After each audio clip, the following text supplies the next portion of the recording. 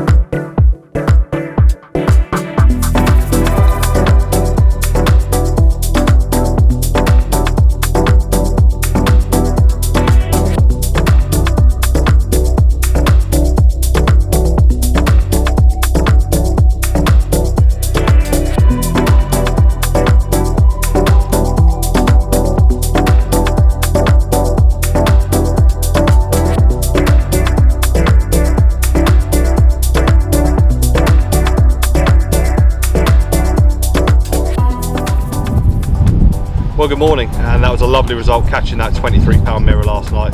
Lovely scaly fish, and they're the ones that I really enjoy seeing at the bottom of the landing net. We've moved again, and you may be asking why, especially after we caught that lovely fish last night, and it's quite simple really. In Yeomans, when the fish get on you in numbers, you can normally rack them up pretty quickly, and that didn't happen last night. It was just that one solitary fish, and I was fishing 3 on, albeit a lightly baited spot, but I would have expected more than the 1 bite from what I put out. And before it got dark, I was also noticing there were so many fish jumping out down towards the opposite end of the lake, and there's absolutely no angling pressure up here. So I promised myself that if I only had 1 fish or none, that I would move first thing in the morning. Sure enough, that's exactly what I did.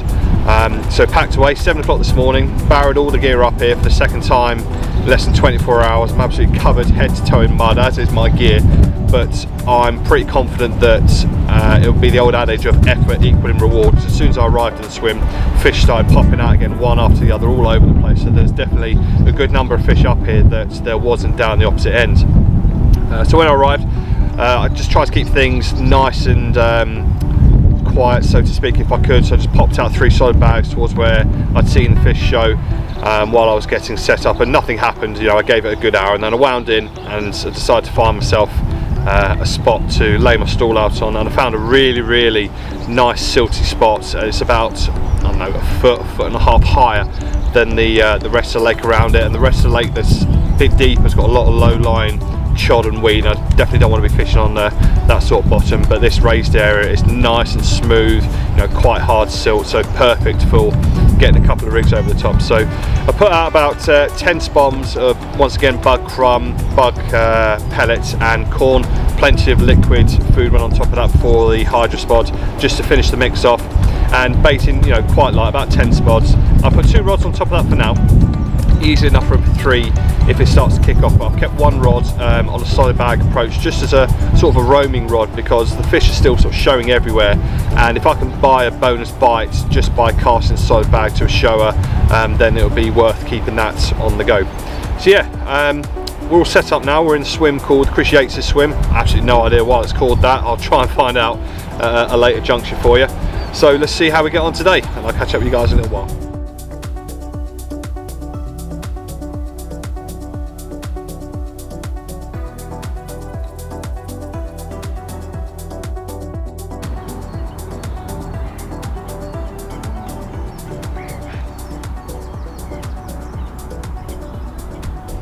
I'm just going to use this opportunity while it's a bit quiet just to clarify something that I said in the last vlog, because a few of you guys have picked me up on it.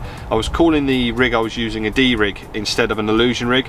When I first started tying the rig, I did have a D on the shank of the hook, but I just found that I didn't really like how the hook sat on the lake bed. So I switched over to using a ring swivel and a hook bead, and I just like how it sits mainly on the lake bed. You know, it's a lot flatter, and not only that, I can tie up a lot more in advance. You know, when you're really on it, you can tie 1 a minute, so when the action is pretty fast, then, you know, it's a real bonus to be able to tie a rig so quickly.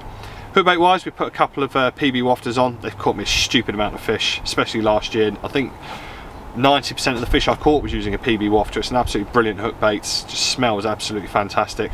But I've topped them with 2 10mm PB pop-ups, and the reason for that is the hook baits are going to be out there quite a long time now, if they don't go possibly, you know, sort of 18 hours. So I want to make sure that the hook bait remains as critically balanced for as long as possible while it's out there. And not only that, I always use big hooks. It's a size 4 hook, and the illusion hook link itself is very heavy, so it will just make sure that, you know, it's working for the max amount of time that it's out there. So yeah, every time I call the illusion rig a D rig from now on, I'll put £1 in the charity jar to give to Forces Charity at the end of the year. So let's see how much we can top up. Catch you guys in a while. Well, the left hand rod is just absolutely torn off. That's the rod that's fishing on a solid bag, just away from the baited spot that I'm fishing. I was going to use this as kind of a roaming rod, and cast it towards showing fish. There's not been that much that's shown since I've moved into the swim, so I've kept it on quite a nice plateau just over towards the left, and yeah, it's gone. It feels alright, to be fair, so I'm going to concentrate and get this one in. Seen a bit of activity on the lightly baited spot as well, so it could well be that now we're in the early afternoon that they've turned up back in the zone, which would be great, because I was kind of questioning whether I'd made the right move up here. No sooner had I turned up and put 3 solid bags out than the fish did the off. But let's not worry about that right now. Let's get this fish in, and you can build from this.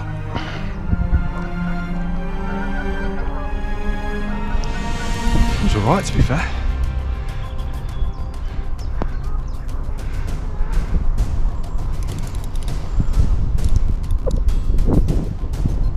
Certainly holding bottom. Just got to keep them away from the other 2 lines.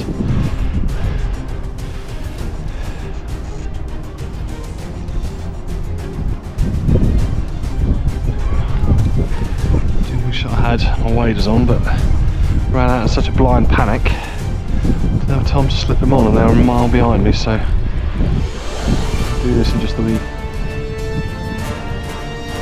wellies. There it is, I can see it now, it's just not towards the surface.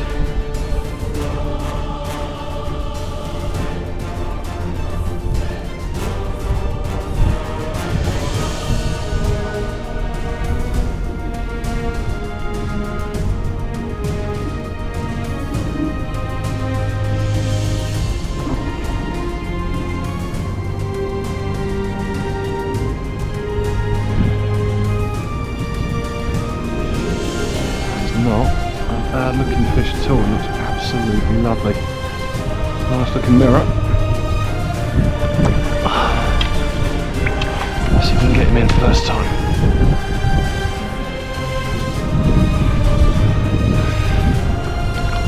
Come on, son.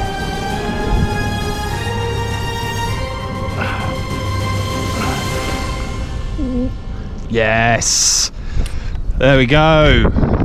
Oh, that is an absolutely stunning fish. Look at that. Mid-20 for sure. Oh yeah. Back in the game.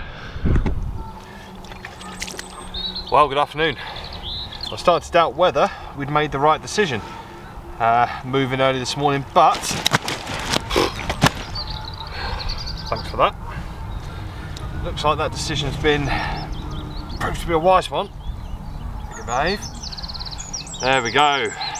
27 pound and 7 ounces of Yeomans mirror. It came on the left hand rod, the rod that I was keeping as a roaming rod with a solid bag, and it absolutely screamed off. I'd start to see fish back in the zone and just to the right hand side of where I'm fishing, so it's looking good going into the evening now. So I'm going to get a couple of snaps of this bad boy and put him back.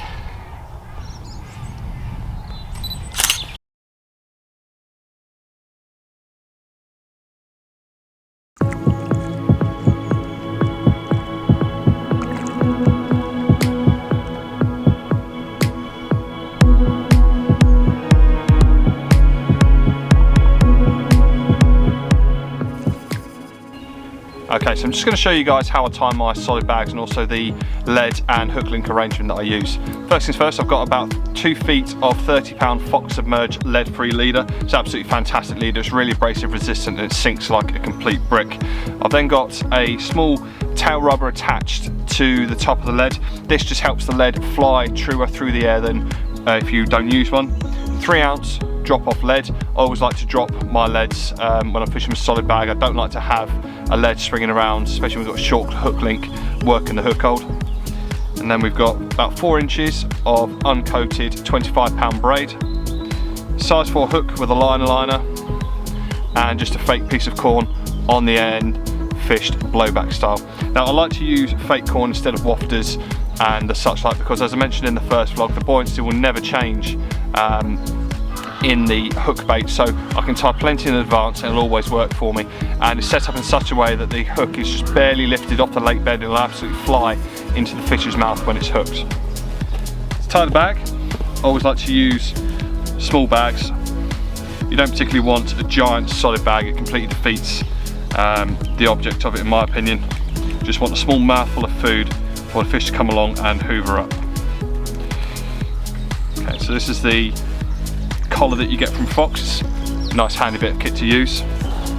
Let's put a small amount of pellet in the bottom of the bag, it's a little bit too much, just so it's barely covering the bottom.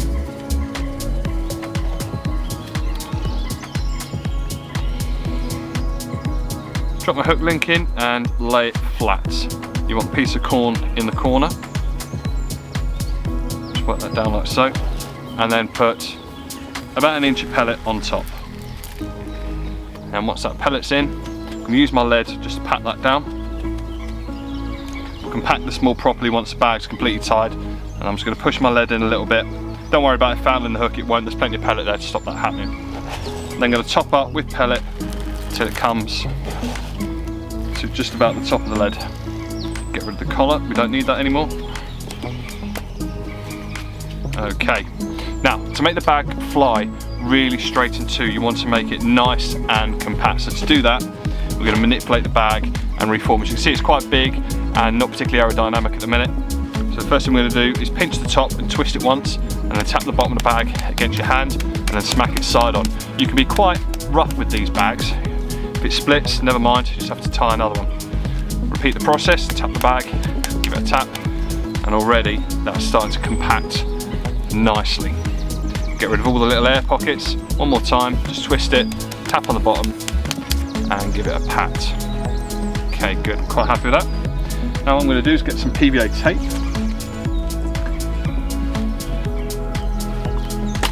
And just wrap it round the top of the bag. 1, 2, 3, 4, 5, 6 times like so. Tie a couple of granny knots just to secure it. And this is another good reason to have that tail stem or tail rubber just at the top of the bag, because it gives something for the knot to tie down onto. Tighten that up. Just going to get rid of 2 tag ends and also PVA around the stem. Be careful you don't cut it, we've all done it. It makes your life an absolute nightmare having to redo a leader.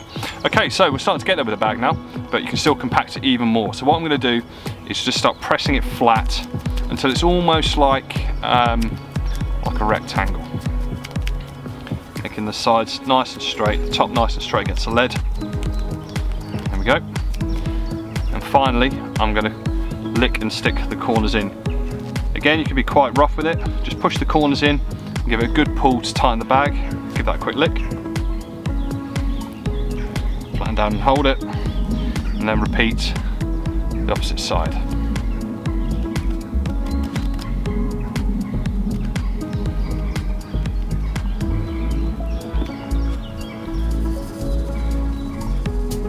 Just going to hold that down for a few seconds till it sticks.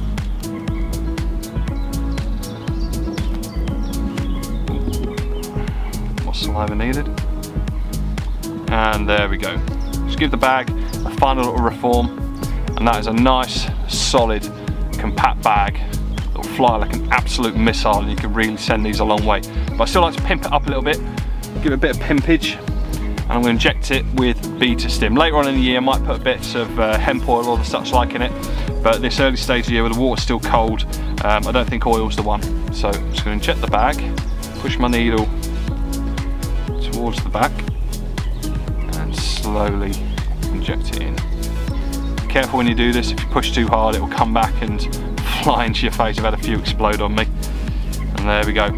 You want your liquid to be at the front of the bag so it will fly straight into, that's where it'll be heaviest. And then the last thing I like to do before I put it out is just pierce a small hole right in the middle of the bag, both sides. And now what this allows the bag to do is release any last little pockets of air when it lands on the lake bed. And I've tested it in a tank, it just sort of like blips out and it just naturally collapses rather than a big ball of air coming up and the bag just explodes, and you can find that your hook bait is miles away from where your pellets are. So there we go, that's my solid bag, how I tie it.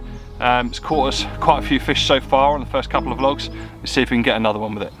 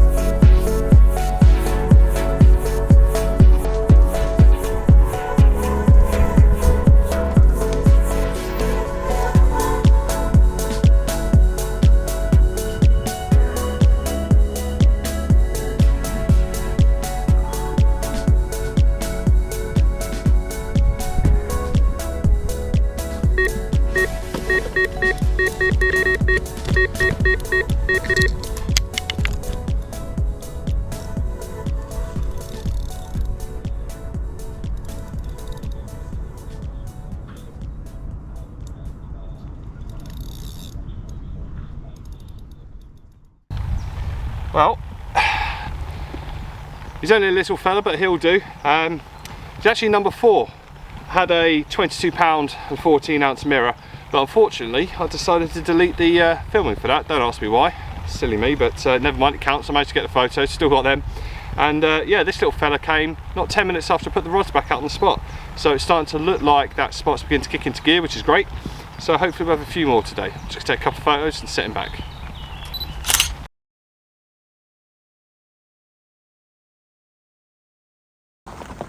Well, I can promise you one thing, sport fans, I ain't going to be moving anywhere today. I'm meant to be hammering it down all damn day. Chaotic morning, that's for sure. Hopefully we can bag another one. Spot's certainly looking good. Seen them out there. Hopefully we can get another couple today.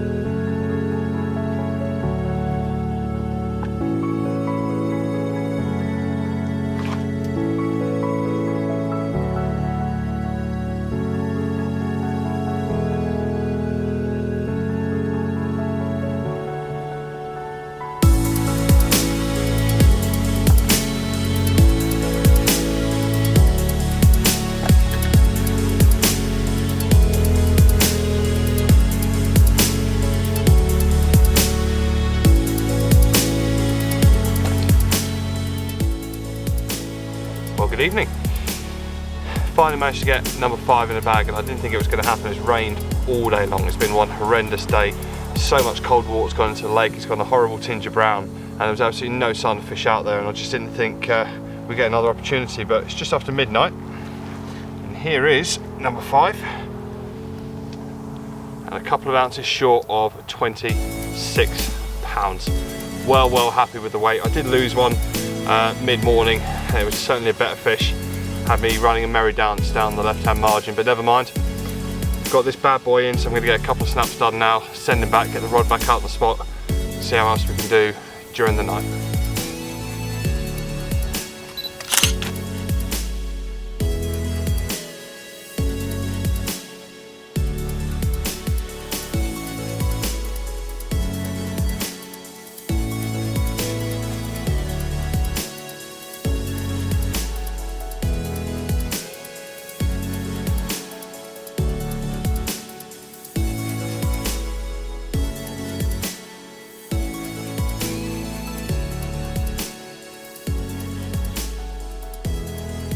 Well, that's it for this one, guys. I hope you enjoyed it. It's certainly been a tough one to film with the weather we've had. If you did, please remember to click the like and subscribe button. It's really going to help out the channel a ton, and I'll see you on the bank very soon.